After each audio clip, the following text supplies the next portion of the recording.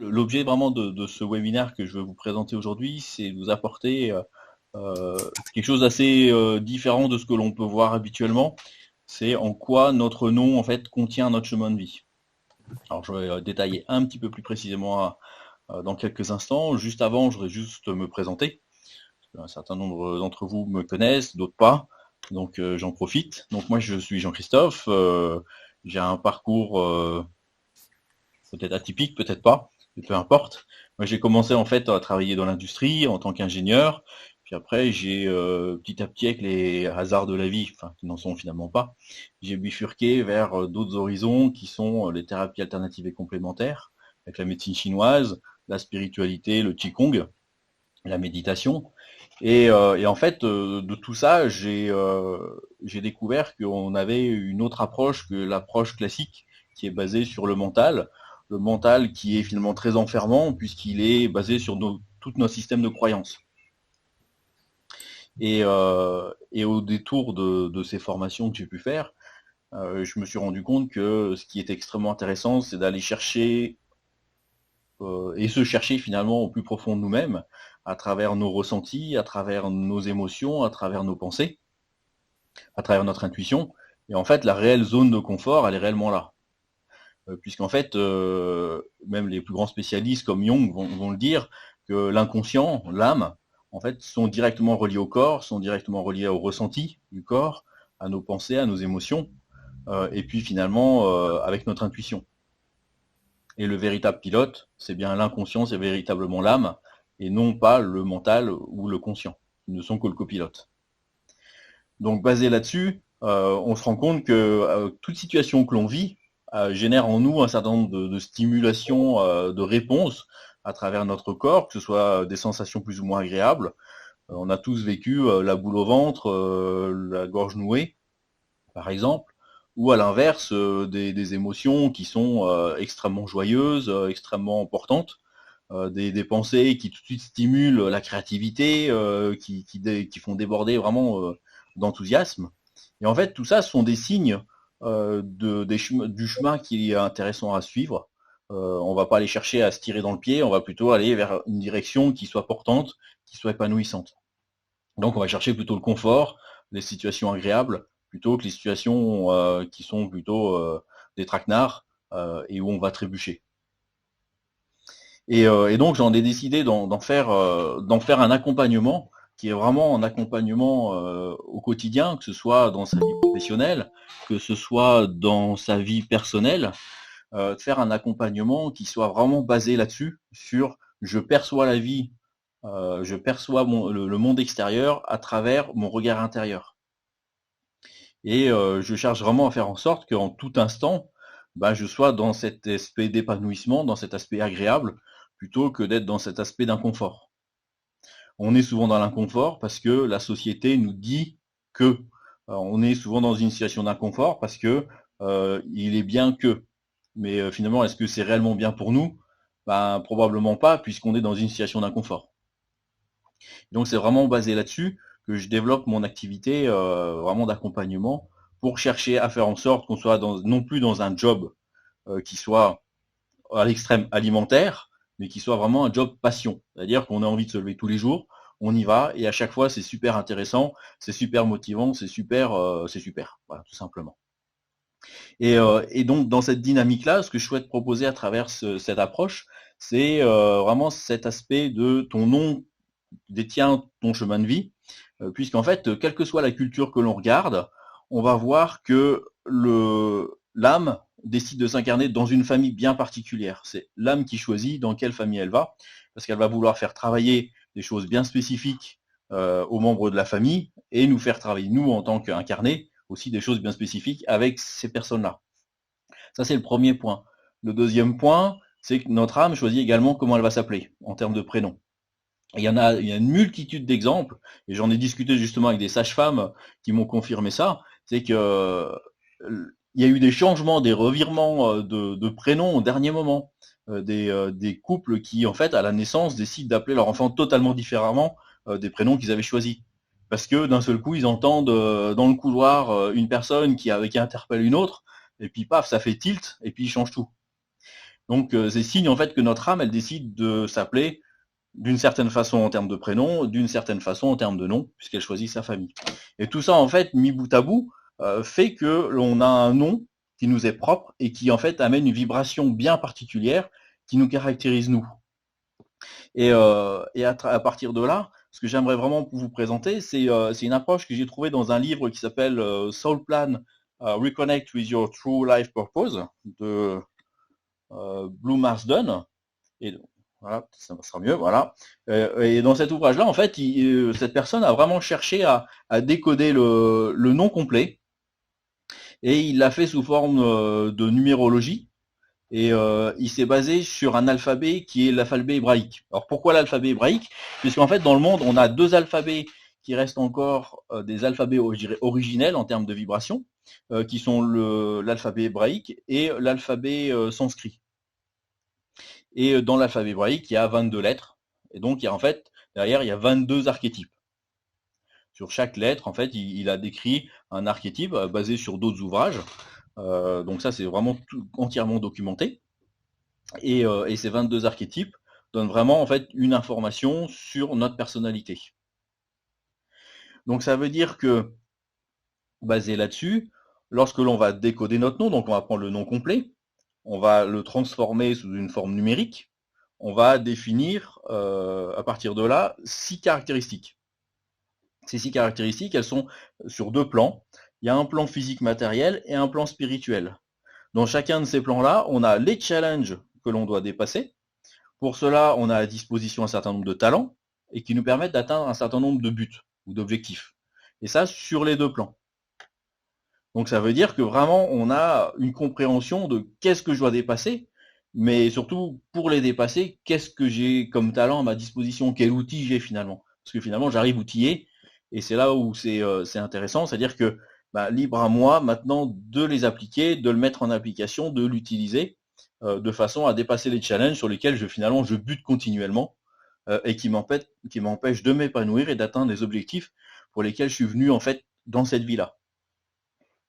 Et ça donne vraiment en fait un éclairage sur qui l'on est qui est extrêmement intéressant, puisque ça va permettre en fait de comprendre pourquoi déjà la vie qu'on a déjà passée, pourquoi finalement j'arrête pas de me retrouver dans une répétition continuelle où je bute tout le temps sur la même chose.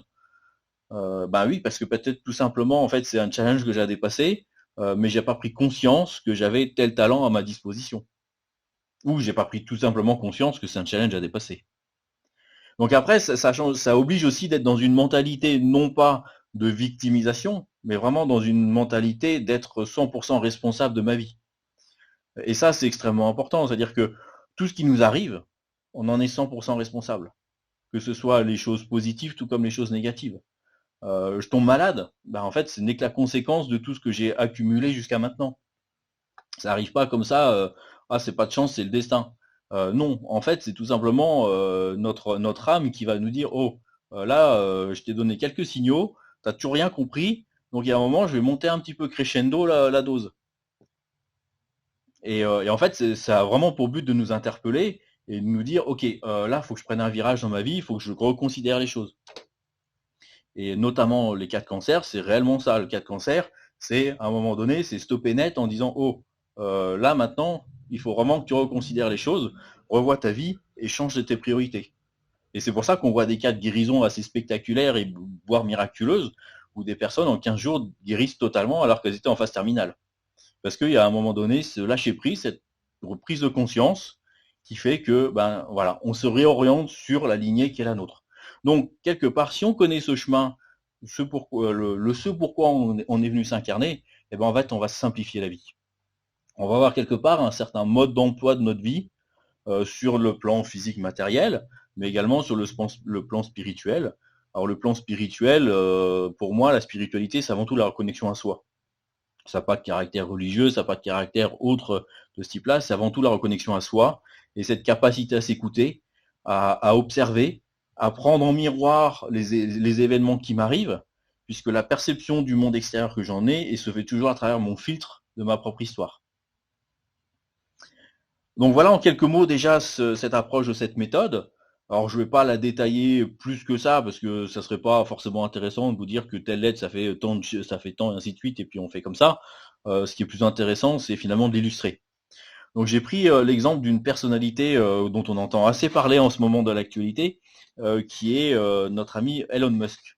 Donc patron de Tesla, SpaceX, peut-être futur patron de Twitter. Donc là, c'est encore des choses à voir. Mais c'est une personnalité assez intéressante. J'ai pris le temps d'étudier un petit peu sa bibliographie et c'est quelqu'un qui est assez complexe à comprendre comme ça. On regarde un petit peu ses messages, on a du mal à comprendre ce qu'il veut, où est-ce qu'il va. Enfin, il est assez intriguant. Donc j'ai sorti le plan, ce qu'on appelle son plan d'âme, hein, par rapport à sa date, pas par sa date, à son nom complet, qui est Elon Reeve Musk. Et à partir de là, j'ai regardé quels sont les traits de caractère qui sont attendus. Donc en fait, dans les challenges au niveau physique et matériel qu'est-ce que j'ai mis en évidence? Il doit en fait faire face à la perte.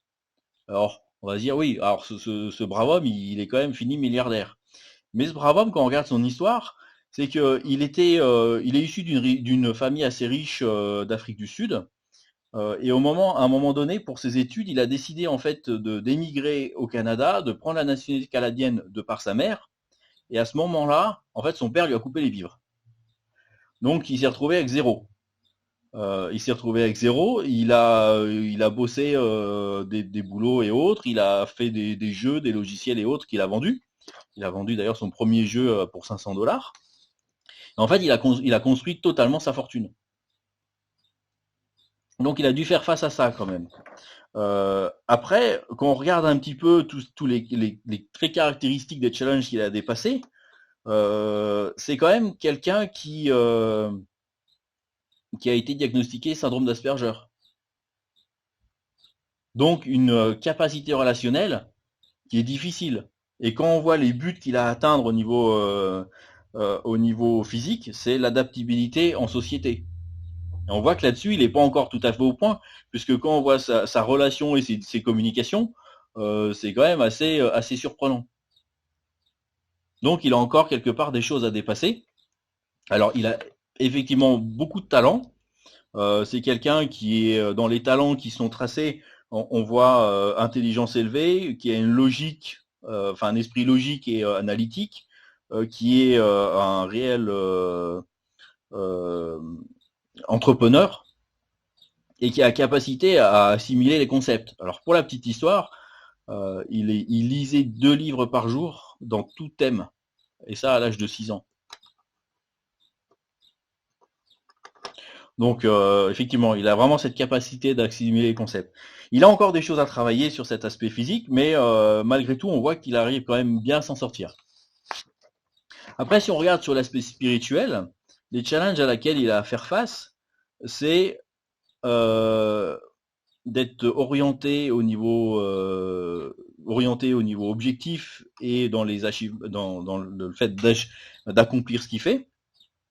Alors pour la petite histoire, je ne sais pas si vous savez, mais en fait, il est patron de Tesla, mais il se verse aucun salaire. Tout est basé en fait la réussite de son entreprise et sur les bénéfices que l'entreprise génère pour lui se rémunère en dividendes. Donc ça c'est assez intéressant. Comme challenge là-dessus, alors je connais pas assez pour arriver à dire s'il y a vraiment des challenges là-dessus. Procrastination, j'ai pas l'impression qu'il sort réellement de là-dedans. Je pense qu'il a réussi à dépasser ça. Parce que vu le nombre d'entreprises qu'il a créées, de choses, de projets qu'il gère, je pense qu'il a bien dépassé les choses. Euh, le sens du sacrifice personnel, je sais pas, je serais pas capable de dire également si c'est le cas ou pas. Néanmoins, c'est quelqu'un qui a comme capacité, comme talent au niveau spirituel d'être stable, d'avoir une forte confiance en lui-même. Et donc ça, c'est quelque chose effectivement qu'on voit. Hein, s'il arriverait, il est quand même stable dans ce qu'il fait, dans ce qu'il propose. Et ce qui en résulte comme derrière, c'est d'être quelqu'un d'extrêmement créatif. Ça, on peut pas le nier. c'est quelqu'un qu'on pourrait qualifier comme un explorateur, un chercheur, et puis même d'un avant-gardiste. Effectivement, on peut pas considérer cette personne comme n'étant pas en avance ou vouloir prévoir quelque chose dans le futur de mieux, puisque tout ce qu'il essaye d'amener à travers ces différentes entreprises, c'est pour essayer d'amener l'humanité à avoir une dépendance énergétique différente, ou de supprimer la dépendance énergétique. Donc voilà l'exemple que je peux amener. Alors, avant d'aller plus loin, déjà, est-ce que vous avez un certain nombre de questions qui émergent de ça, de choses que vous n'auriez pas compris sur comment, enfin, sur ce que j'ai expliqué jusque-là? Non, c'est très clair. Bonsoir Nathalie. Salut Jean-Christophe. Je suis désolée, j'arrive en retard et je vais devoir partir plus tôt en plus, parce que j'ai un rendez-vous, mais Pas de c'est souci. super intéressant. Super intéressant. Et Moi, justement, j'ai parlé avant ce call avec plein d'amis. Effectivement, ils ont changé les prénoms de leurs enfants vu la réaction des grands-parents avant. Ah, Ah, moi j'avais une petite question, Jean-Christophe. Tu as dit, si j'ai bien compris, que tous ces fameux challenges, talents, ça dépendait à la fois et du nom et du prénom.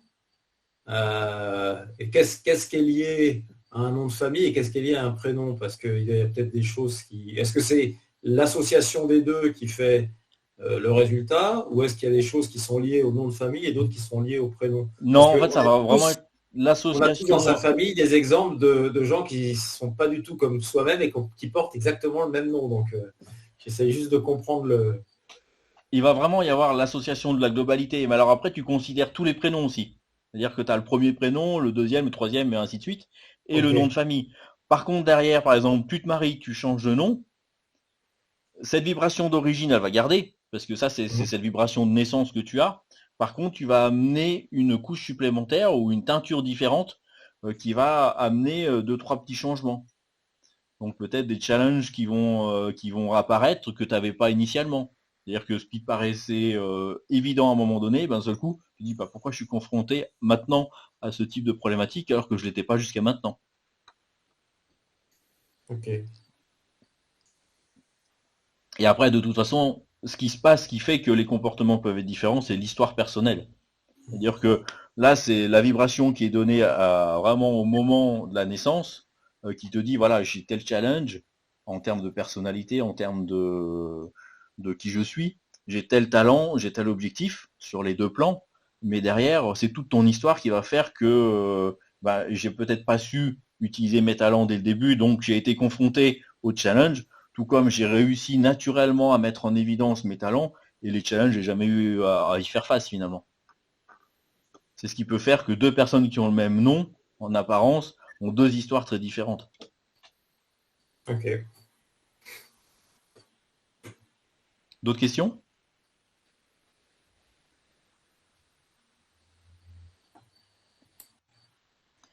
Est-ce que vous voulez en savoir un petit peu plus sur comment on met en pratique ou pas, enfin comment on réalise cet aspect-là?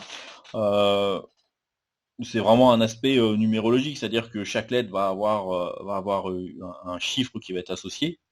Après, il y a des combinaisons avec les CH qui vont faire un certain chiffre. Et après, on va les associer.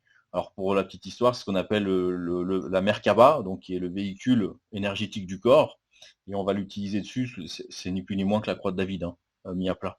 C'est deux tétraèdres qui sont imbriqués l'un dans l'autre avec les pointes qui sont à l'opposé. Et en fait, on utilise chaque lettre. On va faire le tour sur l'étoile de David, et puis après on va additionner tous ces chiffres pour avoir l'archétype qui correspond. Sachant que chaque pointe correspond à un challenge, un talent, un objectif. Et ça sur sur les deux plans. Donc en pratique, ça se construit comme ça. Après, ce qui est intéressant, c'est vraiment surtout d'être honnête envers soi-même, d'identifier les choses. Est-ce que effectivement je me reconnais, je me reconnais pas? Est-ce que en fait je me reconnais pas parce que j'ai soit oublié, ça arrive, hein, on a oublié en fait qu'à la naissance l'orthographe était peut-être pas tout à fait celle-là, et ça malgré tout ça joue. Donc ça veut dire que quelque part il y a une erreur dans le déroulement. Mais après, si on se reconnaît pas, c'est est-ce qu'on est réellement honnête envers soi-même.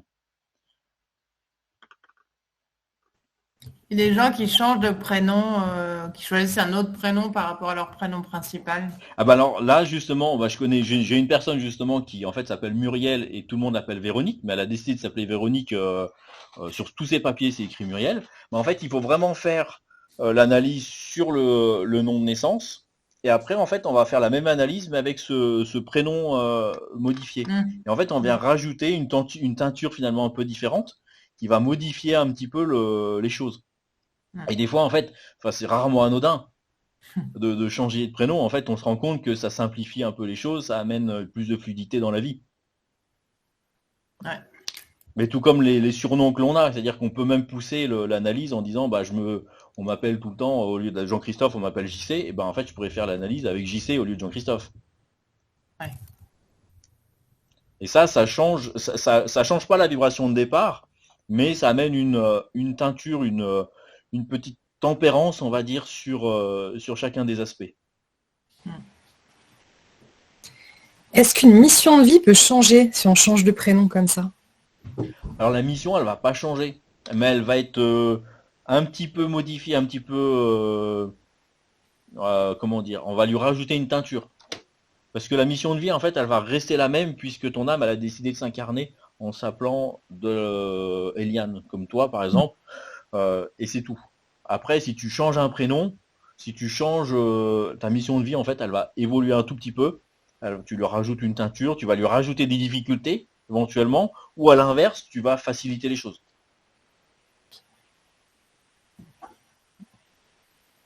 Ce qui est parfois intéressant. Oui, Mathilde. Oui, merci Eliane pour ta question, parce que ça me fait penser à... par exemple, moi, je me suis jamais mariée. Admettons, je me marie un jour. Est-ce que le fait de se marier, d'adosser un autre nom, change justement la vibration également? Alors, c'est de la même façon qu'en fait un changement de prénom, c'est-à-dire que la vibration va être légèrement modifiée, puisqu'en fait, on va lui rajouter cette fameuse teinture un peu différente. D'accord. C'est-à-dire qu'on va toujours considérer le prénom et le nom de naissance, mais sur lequel on va en fait faire une seconde analyse qui correspond en fait au nom une fois marié. Et après, on va comparer, on va regarder comment les choses évoluent et influent sur la situation de départ. D'accord. Merci. Alors après, moi, ce que j'aime utiliser dans cette approche-là, c'est d'une part cet aspect de compréhension de qui l'on est, les difficultés que je peux rencontrer au quotidien. Quelque part, on peut en trouver une explication. Surtout après, quel talent j'ai à ma disposition pour finalement passer au-delà. Alors ça veut dire aussi que ces talents sont peut-être pas exprimés. Donc c'est comment après je peux travailler sur moi pour les exprimer. Qu'est-ce que je peux faire? Alors là, il y a différentes approches. Moi, j'aime bien utiliser la thérapie quantique, en fait, qui est une thérapie sur l'information, où en fait, on va travailler sur l'histoire de la personne pour comprendre pourquoi le talent ne s'est pas exprimé. Est-ce que ça vient en fait d'une croyance limitante à l'âge de 3 ans? Est-ce que c'est une croyance collective que j'ai acquise qui m'empêche en fait de l'exprimer? Est-ce que c'est quelque chose à travers l'histoire que j'ai de mes parents qui me bloque là-dedans? Et après, derrière, ça empêche de manifester ce talent-là. Mais quelque part, moi, quand je l'utilise en séance, je l'utilise aussi pour les challenges, j'utilise pour les talents, mais pour les objectifs.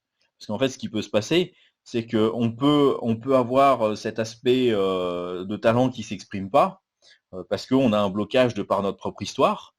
Mais pour autant, en fait, en le relâchant, en relâchant le talent, ça se manifeste pas plus. Parce qu'il faut travailler aussi sur le challenge. Et pour illustrer cette approche-là, j'ai eu l'occasion de travailler avec 2 personnes au Canada, aux États-Unis, avec cette approche-là spécifiquement. La première personne, elle m'avait contacté justement pour pérenniser en fait un emploi, pour trouver un emploi même, parce que son visa arrivait à échéance. Mais elle a surtout au début réalisé qui elle était réellement. C'était une personne, c'est une personne qui détient un pédigré, on va dire, institutionnel assez incroyable, avec 3 ou 4 masters en biochimie. Et pour autant, en fait, elle se dispersait tellement dans tous les sens que son challenge, il était là. Elle avait besoin, en fait, de se concentrer, de rester concentrée. Donc, en fait, à partir du moment où elle a eu cette prise de conscience, ben, elle a réussi aussi à avancer. Elle a décroché un emploi qui s'est matérialisé derrière et qui lui a permis de prolonger son visa.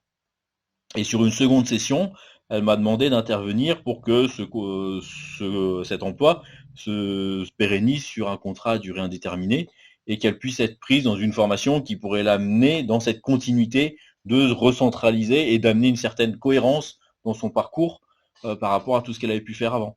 Et avant, à la fin des séances qu'on a réalisées, elle a eu son emploi pérennisé et puis elle avait décroché un entretien pour sa formation.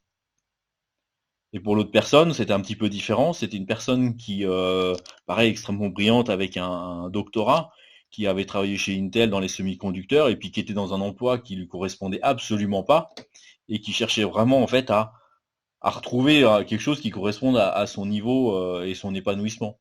Donc là, pareil, on a utilisé la même approche et donc il a appris à se découvrir par rapport à qui il était réellement. Ça l'a beaucoup aidé dans les entretiens d'embauche. Et si bien qu'il a décroché son emploi. Là, aujourd'hui, il a déménagé au Texas pour une société équivalente en termes d'approche semi-conducteur à Intel.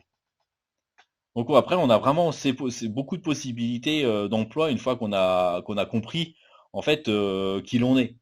Dire que il y a rien de magique en soi, mais c'est surtout en fait la compréhension. C'est je comprends qui je suis, je réalise qui je suis, comment je fonctionne, et puis finalement, derrière, je prends les décisions intimement pour avancer. C'est-à-dire que, ben, oui, tiens, c'est marrant, j'ai tel talent, mais pourquoi il s'exprime pas chez moi? Peut-être que je vais me lancer, si c'est être beaucoup plus expressif, je vais peut-être me forcer, entre guillemets, à vouloir aller faire du théâtre. Mais qui va permettre à un moment donné de libérer ce talent, puisqu'il est inné. Donc il a juste besoin en fait qu'à un moment donné on le déterre, on le mette au goût du jour, de façon à ce que derrière il soit réellement là. Un challenge de la même façon, c'est-à-dire que si on se rend compte qu'on répète, il y a un moment c'est de se dire ok, stop, je prends du recul, et puis qu'est-ce que je fais pour éviter de quitter mon emploi pour répéter finalement la même situation que j'ai générée juste avant et que j'avais générée encore sur l'emploi d'avant. Et puis qui donne cette impression d'instabilité. Mais en fait, l'instabilité, elle est pas là. Elle n'est pas dans le fait de l'emploi, mais elle est dans le fait que j'ai quelque chose qui est non résolu et auquel que je dois dépasser.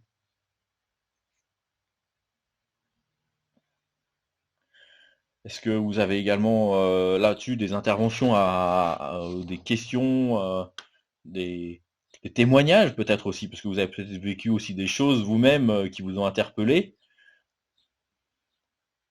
par rapport à ça, à ces aspects-là?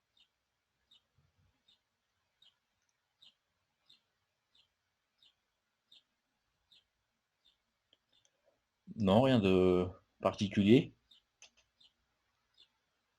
Bah, peut-être si. Là, pendant plusieurs années, j'ai changé mon nom. En fait, j'ai pris mon nom d'auteur un peu pour tout. Et là, depuis quelques jours, j'ai repris mon nom de naissance. Et je me rends compte que je rencontre des personnes que je ne voyais plus. Ah, c'est intéressant. Ouais. Bah, aujourd'hui, j'ai croisé quelqu'un dans le tram que j'ai pas revu depuis des années, de l'époque où justement je portais mon nom de naissance officiellement, enfin quotidiennement. Et quand j'ai fait le switch, je ne l'ai plus jamais revu. Et aujourd'hui, je le croise en me réappropriant mon nom de naissance. C'est assez drôle. En même temps, nous, on s'était pas revus depuis, ça doit faire peut-être 4 ans. Ouais. Et de la même façon, finalement. Oui, exactement, ouais. Mais ouais, comme quoi, c'est intéressant. En fait, on attire des vibrations différentes, donc quelque part des personnes différentes. Ouais. Après, ce qui serait intéressant, c'est de faire cette analyse entre ton nom de naissance et ton nom d'auteur. Bah, quelle est cette teinture ou cette petite couche supplémentaire qui a été rajoutée et qui fait que bah, il y a eu cette bifurcation entre guillemets qui fait que bah, certaines personnes que tu côtoyais, tu les côtoies plus, Et puis maintenant, tu les retrouves. Ouais, ça serait intéressant. Et toi, Jean-Christophe, je pense que, vu que tu as étudié la technique pour arriver à ta numérologie, etc., je pense que tu as dû faire l'exercice sur toi-même. C'était quand même la personne Ah bah oui, mais tu crois bien que mieux. j'ai commencé Et, par moi-même. et justement, est-ce que tu en as vu, t'as découvert des choses où tu t'es dit, oh, finalement, tout ce que ça me dit, c'est ce que je chantais profondément, ou tu as même découvert des choses que tu n'anticipais même pas? En fait, oui, tu peux dire que tu découvres, mais en fait, c'est des choses que tu ressens finalement au plus profond de toi. C'est comme si à un moment donné, c'est même parfois un soulagement de te dire, ah ouais, mais oui, en fait, c'est vraiment ça. C'est-à-dire que ça peut lever des doutes, et puis se dire, ah oui, oui, c'est ça en fait. Donc, en fait, c'est à mon sens, donc, moi, ce que j'ai ressenti, c'est surtout comme une espèce de confirmation de qui je pouvais être au plus profond de moi. C'est-à-dire que c'est tout inscrit en nous. Donc en soi, il n'y a pas de surprise tellement à avoir, mais malgré tout, à un moment donné, comme on dit, hein, ça nous met le nez dans le caca. Hein. Tu fais ah ouais, non mais d'accord. Ouais, bon, le truc que tu veux pas voir, bah en fait, t'as pas le choix que de le voir. Donc tu t'es pas découvert des talents, tu as eu des confirmations de tes talents. Ouais, ouais, oui, oui. Bon après, quand on dit des talents, c'est surtout des traits de caractère, des choses comme ça. Enfin si, après, certaines personnes vont parfois découvrir des talents. C'est-à-dire que quand tu as dans les différentes caractéristiques, tu as par exemple clairaudient ou clairvoyant, certaines personnes vont dire non mais moi j'entends rien. Mais bon, en même temps, parce que le travail n'est pas encore suffisamment avancé pour qu'il y ait, on va dire, le calme intérieur qui te permet d'entendre ou de voir. Ok. Donc ça peut parfois surprendre, mais en fait c'est ni plus ni moins que une expression qui est tout simplement pas encore, qui est latente de par le besoin de t'avancer tout simplement.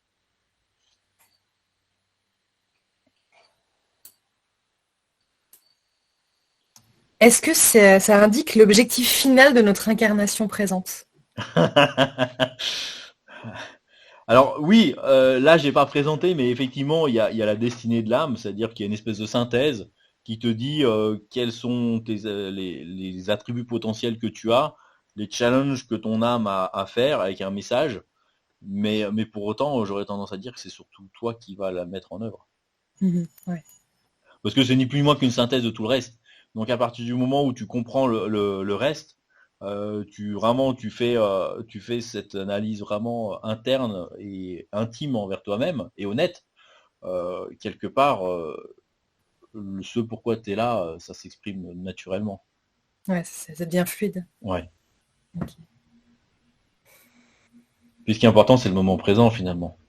Si tu te projettes de qu'est-ce que je dois faire, bah tu vas en oublier l'essence essentielle de ce que tu fais là aujourd'hui. Puisque on vit en fait à chaque instant, c'est à chaque instant que par rapport à ce qui se passe, parfois des situations surprenantes, c'est comment je réagis, comment mon corps réagit, comment mes pensées, mes émotions se manifestent, et qu'est-ce que ça évoque en moi. Alors après, ce qui peut être effectivement intéressant aussi à mettre en œuvre, c'est des fois on a ces sensations qui nous disent faut pas y aller, mais on a cette petite voix intérieure qui nous dit faut y aller. Ça arrive. Ça arrive, on a cette intuition qui nous amène dans une direction et les sensations vont nous donner l'inverse. Donc là en fait, tout simplement, il faut rester sur place. Il faut prendre le temps de comprendre pourquoi il y a cette dissonance. Des fois, en fait, le petit Jiminy Cricket qu'on croit entendre, c'est pas vraiment lui. Ça arrive. Et en fait, on est dans l'expression de notre mental qui veut se rassurer par rapport à la définition, on va dire, de sociétale ou le rapport à l'argent, à la famille et autres, qui fait qu'on n'ose pas vraiment y aller. Parce qu'en fait, si on parle juste de blocage par rapport à notre histoire, moi j'en ai identifié à peu près, je crois que c'est 8 familles.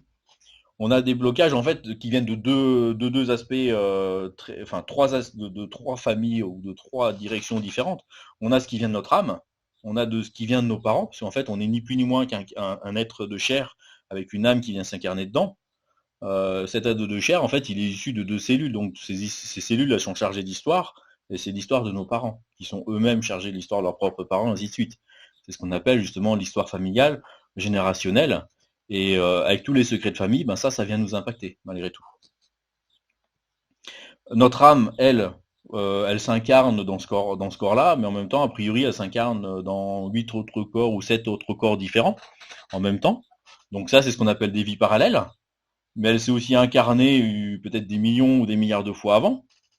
Donc ça, c'est ce qu'on appelle des vies passées. Et puis là, ça va être un petit peu plus ardu, ce que je vais te dire, c'est que derrière, on a aussi des vies futures. C'est-à-dire que la notion de temps, elle est très relative. C'est-à-dire que la notion de temps, de direction que l'on prend, elle est valable par rapport à ce qui vient de derrière nous, c'est-à-dire notre passé, et elle est valable qu'à l'instant T. C'est-à-dire qu'on a un futur défini. À partir du moment où on prend une décision de changer un petit peu de trajectoire, ce futur-là disparaît pour avoir un autre futur qui apparaît. Et ça, c'est ce que l'on retrouve classiquement, en fait, si on va voir un médium, on va voir quelqu'un qui va nous donner, alors on dit tirer le futur, mais en fait, c'est pas tout à fait vrai. C'est des arts divinatoires, mais ces arts divinatoires, ils vont donner en fait une image de ce que pourrait être notre futur par rapport à l'instant dans lequel on est, par rapport au vécu que l'on a. Mais à partir du moment où on prend une décision différente, je prends un exemple, vous allez voir quelqu'un qui vous fait un tirage de Viking, par exemple, qui vous dit que demain, votre avion il va se crasher et que vous allez mourir. Bah, libre à toi de ne pas prendre l'avion. Tout simplement. Faut pas le prendre, en fait, faut pas le prendre comme une fatalité, mais faut le prendre vraiment comme une image, et après, libre à toi, elle te plaît pas de la changer.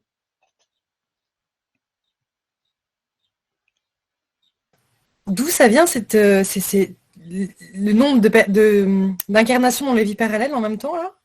Alors ça, je l'ai lu à plusieurs reprises. J'ai jamais vérifié, mais a priori, je crois qu'on parle de 8 incarnations en même temps. Okay. Pas forcément sur la Terre, bien évidemment, pas forcément dans le même règne, mais là encore, je n'ai pas été vérifié. Mais en séance, ça m'arrive en tout cas d'avoir effectivement des influences de vie parallèle sur la vie courante, enfin présente. Donc on était sur ce qui vient des vies passées, présentes, parallèles, futures. On a ce qui vient de l'aspect familial, en fait, ce qui vient de nos parents, qui eux-mêmes viennent de leurs parents. Donc ça s'inscrit dans nos cellules. En fait, c'est des histoires qu'on transporte, mais qui ne sont pas les nôtres, donc qui viennent nous impacter. Un exemple classique, un enfant qui naît, la maman décède à la naissance, ça peut, quelques générations plus tard, amener à un cas de stérilité. Sans pour autant qu'il y ait physiquement en fait quelque chose qui indique une stérilité. Mais c'est tout simplement en fait cette histoire-là, cette culpabilité en fait dans l'enfant qui est resté vivant alors que sa mère est morte, qui vient se manifester avec un déclencheur généralement dans cette vie de ce descendant. Et on peut régler ce problème de stérilité en fait en réglant ce problème-là. Donc on a donc cet être de chair avec cette âme. Après on a forcément toutes les difficultés d'incarnation qu'il peut y avoir. L'âme qui n'est pas tout à fait incarnée, l'âme où il manque des morceaux. Ça, on a tout ce genre de problème. Tout simplement, en fait, par exemple, si dans une vie, on a été victime de manipulation, en fait, la personne qui manipule, quelque part, s'accapare une partie de notre âme. Et sur les vies suivantes, généralement, elle manque. Donc on va réintégrer ça. Après, il y a aussi les morts par explosion où l'âme se disloque. Ça, c'est autre chose, mais ça arrive. Donc il peut manquer des morceaux. Et puis après, on a, je dirais, c'est vraiment la façon dont on vit les choses. C'est notre système de croyances. Donc c'est les croyances limitantes. Les croyances limitantes, c'est des croyances que l'on se crée entre 0 et 7 ans. C'est ni plus ni moins notre façon de percevoir la vie dans cette période d'âge. C'est-à-dire qu'on n'a pas la capacité de discernement qui est encore là. Et donc, en fait, on va vivre une situation et on va prendre ça comme étant la généralité. Sauf que derrière, ça va nous impacter dans notre façon de voir la vie. Tout simplement parce qu'on n'a pas la capacité de voir le tableau dans son ensemble. Et on va dire, bah voilà, c'est comme ça. Et puis on va se fixer une croyance. Il y a les croyances collectives. Moi, ce que j'appelle croyances collectives, en fait, c'est les croyances familiales, c'est les croyances sociétales, religieux, éducationnelles, rapport à l'argent, etc., etc. C'est là où notre mental aime bien grouiller, on va dire, généralement. Après, il y a la façon dont on perçoit la vie, c'est-à-dire ce que moi j'appelle l'état d'être. Est-ce qu'on est de nature positive?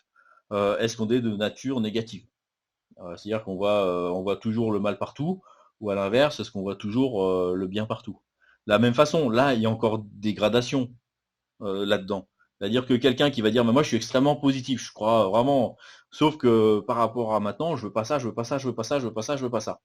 Sauf que l'inconscient, l'âme ne comprend pas la négation. Donc en fait, on va attirer la vibration de tout ce qu'on veut pas.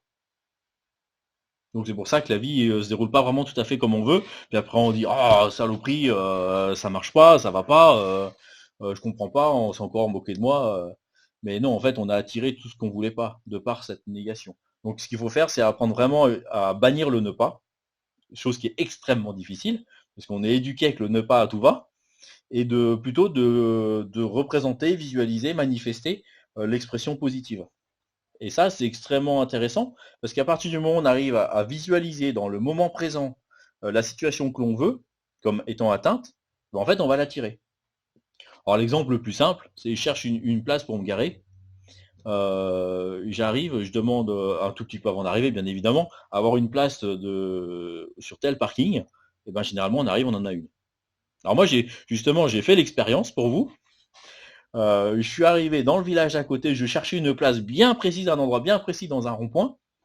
Et donc je l'ai bien visualisé, je l'ai bien demandé à l'avance, et en arrivant, j'en avais 2.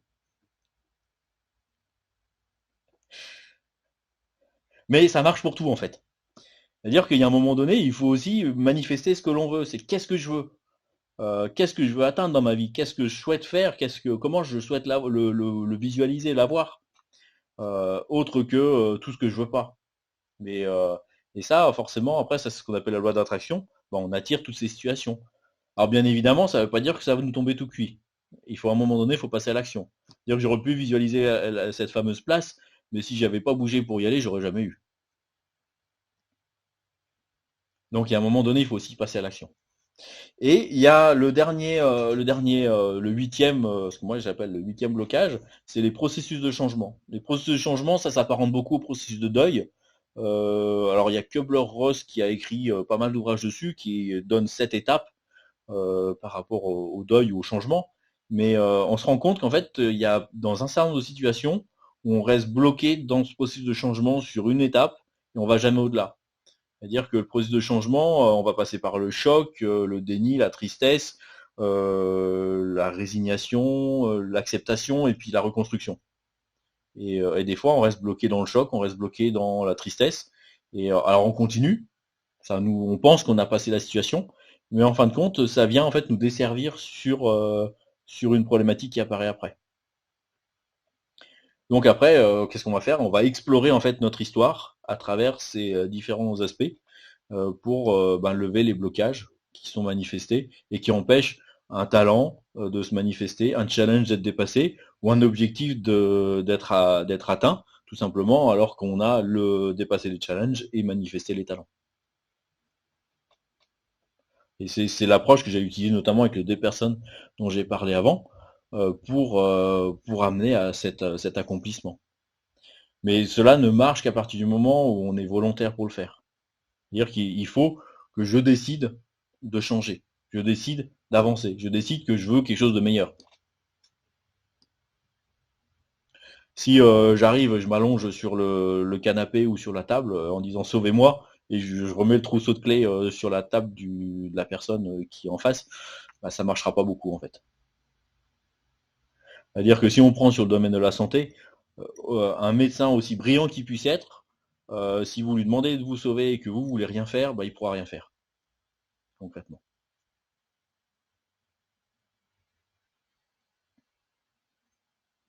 Parce que ça amène quelques éclairages.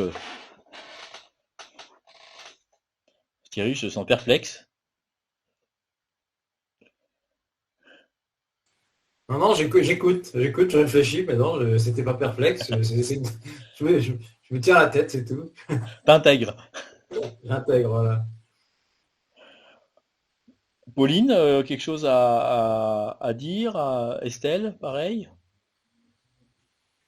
Des Bah, questions? non, j'écoute. Après, je suis déjà, enfin, comment dire, je comprends ce que tu dis et je l'intègre aussi, mais voilà, enfin, comment dire, j'étais déjà un peu là-dedans, donc voilà, je suis pas dubitative en fait, donc voilà, j'y crois, voilà. Bon, en même temps, je me dis que tu serais pas là. Sinon, Aussi, ouais, c'est vrai, c'est vrai. c'est pas réservé aux personnes qui pensent que un plus un font 2. Ouais, ouais, ouais, c'est vrai. Ça fait toujours un Et peu plus. également pour ma part, pardon. Et je m'excuse, j'ai pas pu arriver tôt et comme je l'avais dit, il va falloir que je parte, donc je suis désolée de mon passage éclair pendant le webinaire. Non, non, pas de souci, Pauline. C'est gentil d'avoir pu passer sur le temps que tu avais. Oui, merci. J'espère que tu as eu l'information au moins sur l'histoire du nom de mariage. Mais c'est incroyable, j'ai pu me connecter au moment où il y a eu la question. Jamais de hasard, hein. Exactement. Eh ben super. Merci. Mathilde, quelque chose à ajouter de ton côté? D'abord un grand merci, même si moi je suis déjà là-dedans à titre personnel par rapport à mon évolution, ma prise de conscience et des dons aussi clairvoyants, etc. Mais de le réentendre et de l'entendre autrement par une autre personne, c'est vrai que ça permet des piqûres de rappel, c'est toujours très bon, il n'y a pas de hasard et même si je l'ai déjà entendu, même si je le comprends, parfois il y a des mots que j'ai peut-être pas entendus à un moment et que là j'ai entendu et qui m'ont percuté en fait. Voilà, c'est que on apprend toujours. Exactement. On apprend toujours et la meilleure chose à dire, c'est qu'on sait qu'on ne sait pas et que voilà, les autres ont toujours quelque chose à nous apprendre. Et c'était très intéressant. Merci beaucoup. Ah bah j'en suis ravi. Et je souhaite bon courage à Elon Musk quand même, parce qu'il a encore des challenges. Bah, comme tous, hein. Heureusement d'ailleurs, sinon. Exactement, on n'en a jamais fini. Bah, Voilà. disons que sinon, je crois que tout simplement, on pourrait partir vivre une autre vie. Ouais. Ah ben par rapport à ça, tiens, j'ai une question. Ça m'a énormément intrigué ce que tu as dit sur les vies parallèles. Ah. Est-ce que alors ça moi ça m'intrigue parce que je l'avais jamais imaginé. Je suis pour ma part persuadée que voilà on ne s'incarne pas uniquement, on n'a pas des vies uniquement sur Terre. Par contre, en avoir plusieurs en même temps, là ça m'intrigue un peu en fait. Est-ce qu'à un moment l'âme se dit bon bah là ça va pas, du coup je continue mieux ailleurs quoi. Oui, des fois, effectivement, l'âme, bah, c'est ce qui arrive par exemple quand tu déclenches une maladie grave, hein, ou qui est brutale et rapide. Bah, tout simplement, en fait, il y a un moment, ton âme, elle dit, oh, c'est bon, il a rien compris ou elle a rien compris de cette incarnation, donc on va arrêter les frais et puis merci, au revoir. Non mais ça je comprends, mais par rapport à des vies parallèles. Mais vie parallèle, en fait, c'est simplement, elle décide d'aller vivre des expériences différentes en même temps. C'est-à-dire qu'elle va, Ok, une incarnation, en fait, c'est que ton âme, elle décide d'apprendre quelque chose, de tirer quelque chose. Donc elle le fait d'accord, simplement en mode parallèle. d'accord. Mais est-ce que justement c'est ce qui peut faire que parfois on a l'impression de ne pas être à sa place ou d'être perdu ou de se dire mince, qu'est-ce que je fais là à ce Alors moment-là ça peut effectivement, ou se dire, pour qu'est-ce que, alors c'est un peu compliqué de répondre comme ça avec Ouais, une certitude, j'imagine. mais de dire oui, qu'est-ce que je fais dans ce monde, oui, ça peut parce que tu peux avoir une influence d'une autre vie parallèle, mais ça peut être aussi une mémoire de vie passée Oui. qui influe également. D'accord. En tout cas, sache que ce point-là, moi, m'a énormément intrigué et c'est pas un hasard. Donc voilà, merci. À creuser.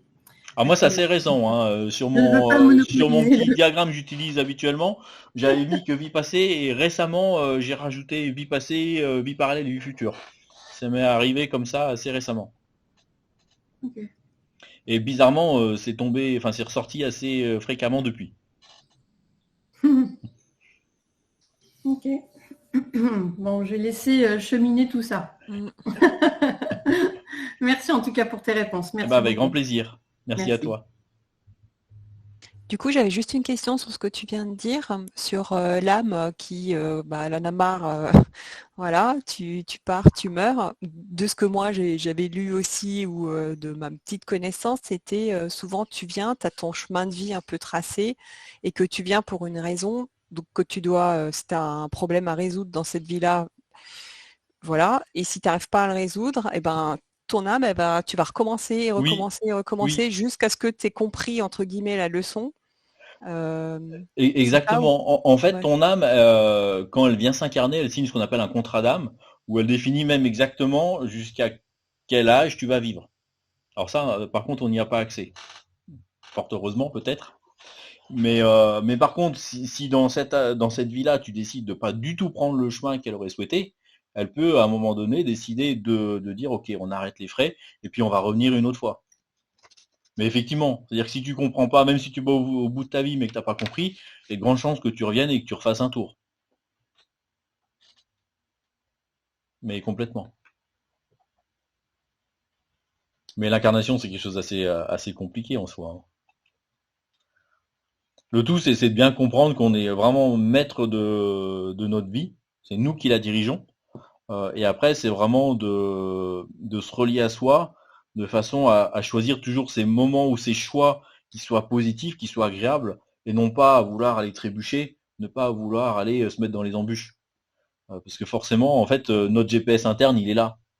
C'est-à-dire qu'on a notre intuition avec nous, on a nos ressentis.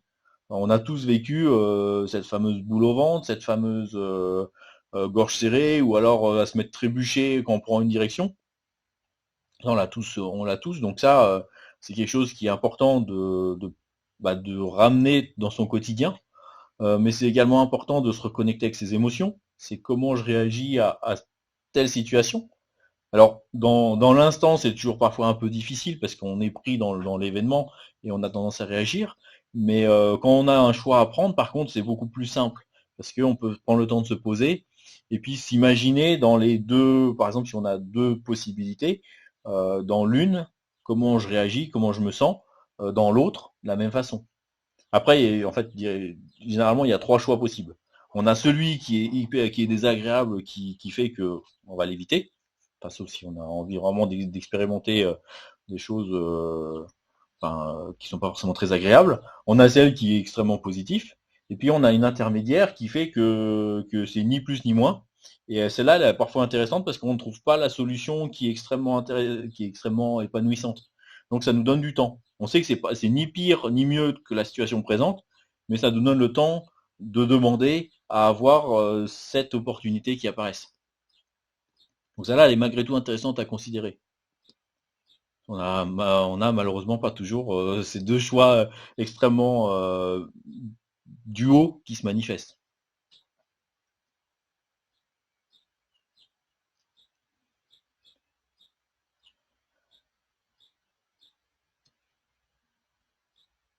Vous avez peut-être vécu des choses comme ça, vous voulez peut-être partager un petit peu sur...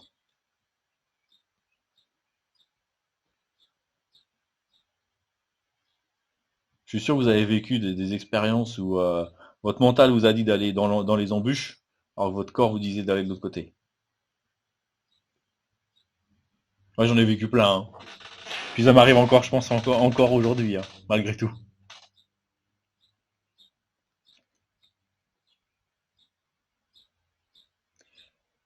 Vous voulez rajouter quelque chose? Vous avez encore des questions à poser? C'est bon pour vous?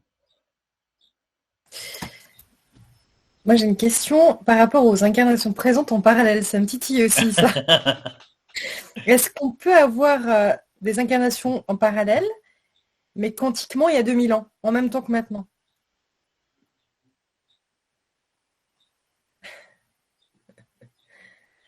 En fait, en quantique, tout est en même temps, hein. C'est ça, ouais. Ouais, tout est en même temps. Voilà, on va parler dans le dialogue de spécialistes, mais en fait, quand on parle d'aspect quantique, d'information, il n'y a pas de notion de temps.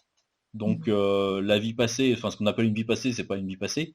C'est tous les éléments du temps sont en parallèle. Alors pour comprendre, il faudrait prendre en fait la tranche du livre et imaginer que en fait chaque instant correspond à un moment et en fait le temps c'est ni plus ni moins que la courbe qu'on va tracer dessus. Mhm. Ouais. Mais chaque feuille existe à chaque moment.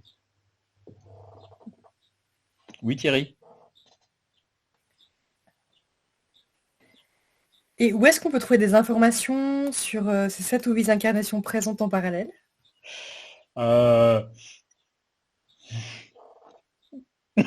Là-haut, d'accord. Moi, c'est comme ça que je l'ai eu. Hein. Ok. Non, après, où est-ce que j'avais vu des choses par rapport à ça?